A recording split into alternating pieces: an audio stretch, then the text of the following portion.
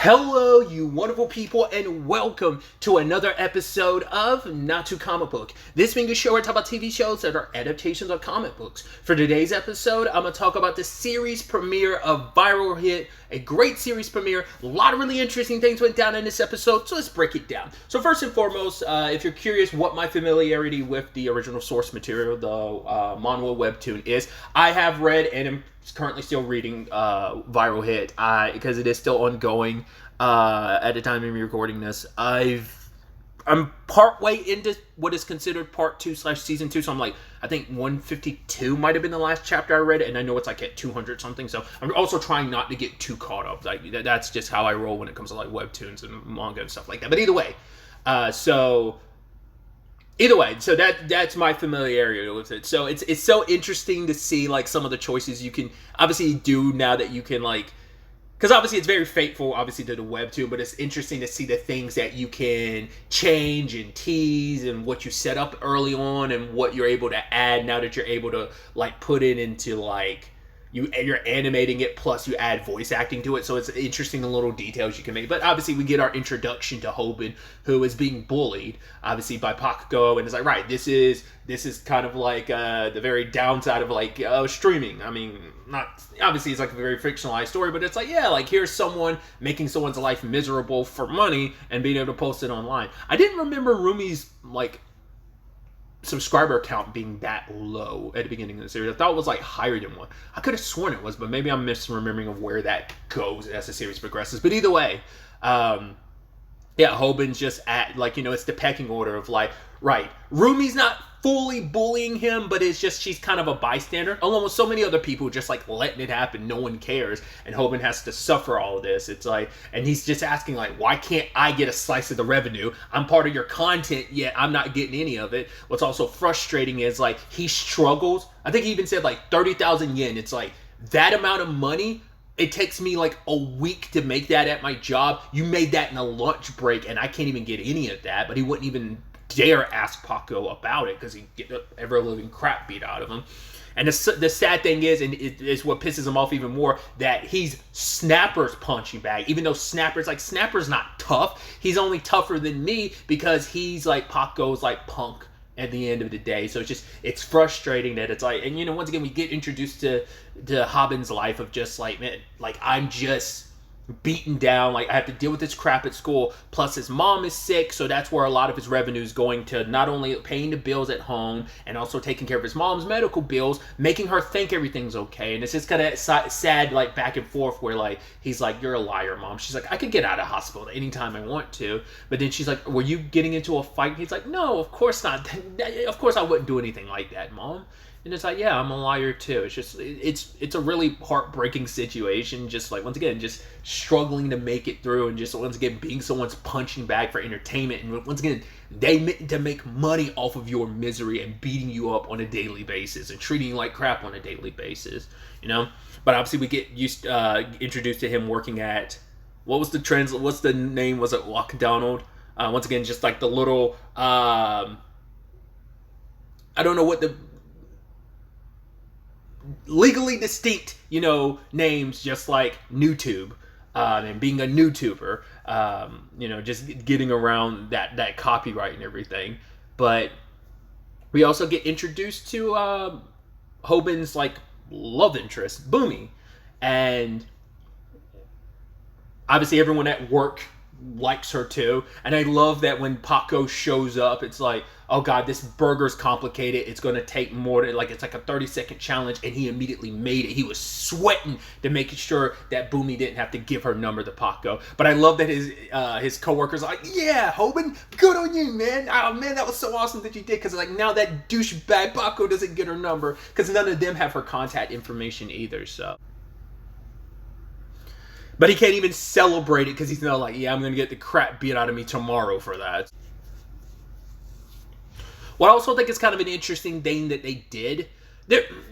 First and foremost, someone has to let me know in the comments down below if I'm confusing her with a different character. But one of the people, I thought was like, I think it's two different characters, but at one point in time when Hoban is paying for his mom's medical bills, like the receptionist at the desk, I think the second person, maybe it was the same person the first time, but I think it was a different person. But the person he pays the second time do let me know in the comments down below. I believe that character is supposed to be one of his, and I'm saying this because it's not something that ever happened to Webtoon. It's just like Taejun Park, the writer of Viral Hit, said like, I wanted, like, she's one of multiple love interests that he never got to expand upon because there just wasn't enough time. I think if that's the same character, because I remember her through a flashback that happens later on in this story, and I don't remember if that's her there now. That might have been at a different, I think, no, it has to be the same hospital because of how that ties into another character and stuff. So I'm like, I think it's the same hospital, so it has to be her, I think. So it's just, once again, just a little interesting thing, because like she was supposed to be a future potential love interest, but it never panned out just because there was just not enough time to write that and expand upon that. So she's like a very minor character. I feel fine talking about that, like I said, because I think she, I mean, not unless that has changed subsequently, but they never really set that up. So I don't think, and like once again, the Arthur Taejun Park had talked about that, and so I don't think that's ever something that would happen. So I just thought that was kind of an interesting thing. If that is the same character I'm thinking of, like I said, it's such a minor character that I don't remember. We didn't really get to really know her because of that, you know. So I don't know if that's the same character I'm thinking of, but just little interesting facts. If that is the character I'm thinking of. If not, I have egg on my face and look like an idiot, but regardless.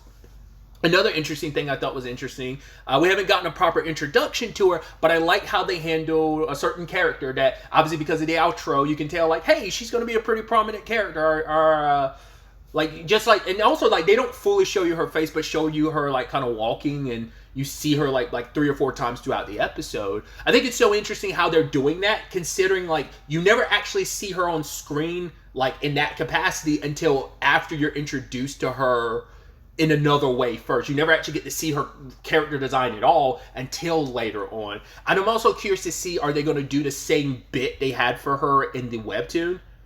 She has a very specific way of talking that I'm curious to see, like, if they, because I'm sure they're going to do that, like, with this, like, how you get introduced to her in the Webtoon, they're going to cut that in with just, like, okay, here she is in the background, out and about, but how she, like, you won't put 2 and 2 together that these are the same people type of situation. You know, I think, just like, hey, when you're introduced to her in the Webtoon, you wouldn't think she is who she is. So I'm sure that's something they can have fun with, but like I said, just even having her, like, out and about, like, animated like that, and just, like, not the same traditional introduction to her, like, at least as the viewers. You know, we haven't properly gotten introduced to her so far as a character in anime, but I just think that's kind of an, like, little, once again, just a fun little thing you can do. I mean, it's not like her introduction would be that far off anyway, so maybe that's why they also feel comfortable, like, just having her in the background like that. Because I'm like, I don't think if you go back to the earlier Webtoons, I don't think you see her in the back. Maybe you do, but I don't think so until they properly introduce the character. Be like, yeah, this is who she is, and she goes same, you know, that whole thing. So, like I said, I'm really curious to see, like, I mean, I'd assume you could, like I said, do the same bit, because it's like, you know, yes, it's a different language, Korean versus Japanese, but I mean, obviously, it's like, it's still the same thing of, like, I think her bit in Korean can still be applicable in Japanese, so I'm curious to see if they utilize that. We also have the Snapper side of things, where he wants to utilize and start a new YouTube channel, but you have to be an adult, you have to have all this information and stuff like that first, so he plans on using Hobin's mom's name and account, and that's the most frustrating thing for Hobin. It's like, you're not even a tough guy yet, I'm still, like, a punk to you, and here you are saying, like, oh, your mom's still alive, right? And it's just like, Hobin beats himself up, being like, I didn't say anything. I couldn't say anything to her. I should have thrown a fist or something, but I was too scared and I couldn't. That's what makes him feel even more shame when it comes to the situation with his mom. So it's like, hey, here he is using your mom's account to, like, live stream him playing video games. Hobin does get his, like, slight revenge by spitting in his food, but that doesn't work when you spill the food.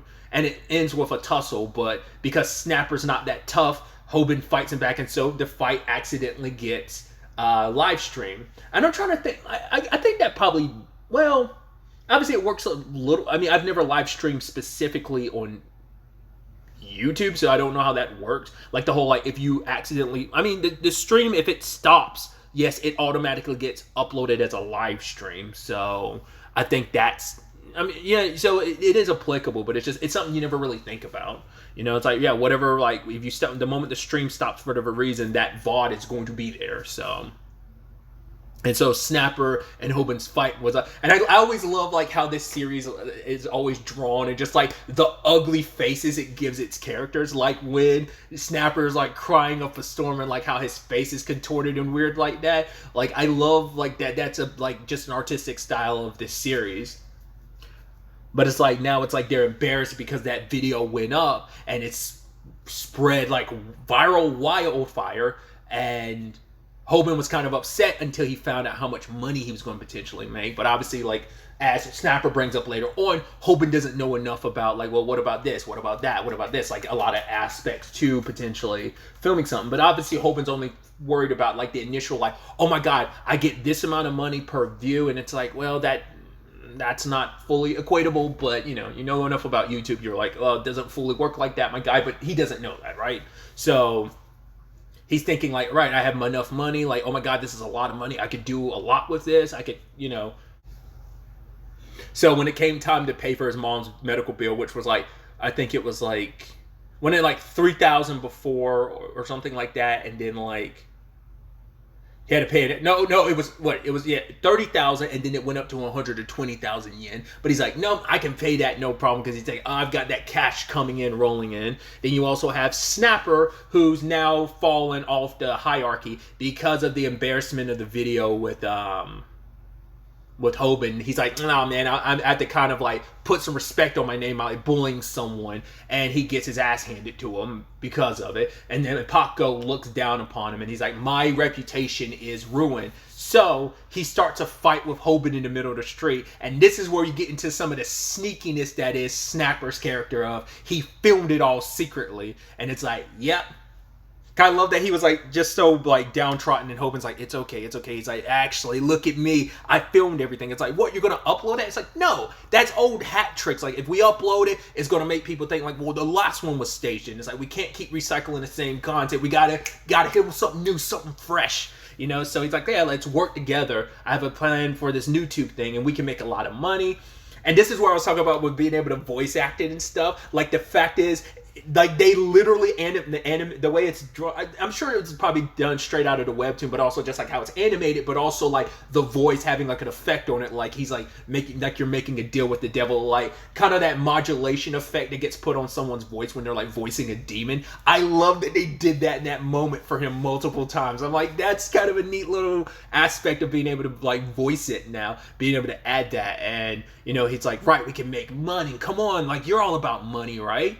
He's like, so how about it? We do a split of you get 10%, I get 90%. And Hoban looked like he was about to shake his hand. He's like, yeah, because the moment we do this, I'm gonna like work my way back up to in a hierarchy. But Hoban's like, you fucking idiot! I'm not stupid. Why would I give you 90% when I'm doing all the work? And it's like, Snapper's like, wow, he's not the idiot I thought he was, because Hoban doesn't play when it comes to money, especially because of how important money is to him, under his circumstances. So I just thought that was just kind of neat. And Snapper's like, all right, fine. How about like 60-40, 30-70, 80-20? All right, fine. I get the 10% and you get the 90%. And he's like, oh, really? And he's like, oh, like just kind of having that devilish look on his face. Like, that's what makes these two the interesting and complicated relationship they have. Like, obviously, at first you're still, and I think it's kind of neat, because I know the Webtoon's going to answer that whole thing of, really, you're going to be friends with the guy that bullied you? But obviously, like, as it progresses, you'll kind of get more on that story. So, but it is kind of like, oh, why work with the guy that like helped bully you? Like, yeah, he might not have been the main one, but he was still one of the main perpetrators of treating you like shit. But I do appreciate how the Webtoon ultimately handles that, Snapper and Hoban's relationship. But yeah, now it's like, right, we're going to make a YouTube channel about calling out bullies, and that in its entirely, in case you missed what Viral Hit was about, that's the entirety of this series, is Hoban calling out bullies. And well, it's part of it. We haven't gotten to the other element to that yet, but I'm sure we're going to cover that in the second episode. So just kind of fun. I was actually kind of curious. I was like, how much are they going to get through in just one episode? It's probably one of those things where you're like, man, I wish they had put out 2 episodes just to have like the Paco arc like kind of done. I mean, well, that's weird to kind of say done. I'll leave it at that. But I'm excited to continue watching. Someone has to correct me in the comments down below. I saw that is apparently supposed to only be 8 episodes. I don't know if that's for a fact. 8 is the number I've saw tossed around like one place, so I don't know how true that is. Because I'm also like, how much of the story are they going to get through? Because obviously, like, there's like a major thing that happens that takes up a good chunk of the story, but I'm like, there's no way they're getting to that. Not unless they tease that at the end of the season, but I'm like, because we've seen one character that I'm like, all right, like, nah, that'd be like the second thing, wouldn't it? Or is that like the third thing? I can't remember, like, because one of the other main characters they show off, I'm like, isn't he like, I can't remember if he's the second person Hoban goes after, or was that like third or fourth? I don't remember now.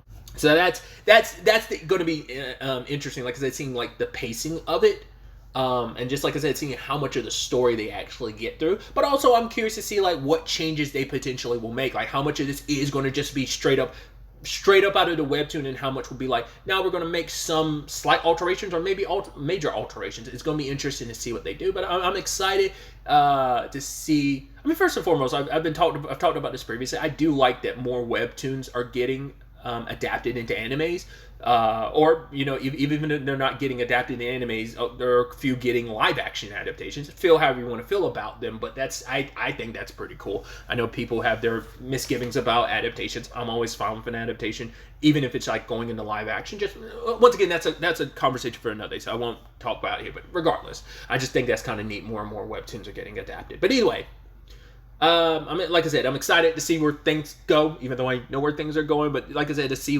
how they go about it is going to be interesting. But really, that's all I wanted to talk about. Until the next time we meet, be happy, be safe, live life to the fullest, and enjoy it. Good day and goodbye.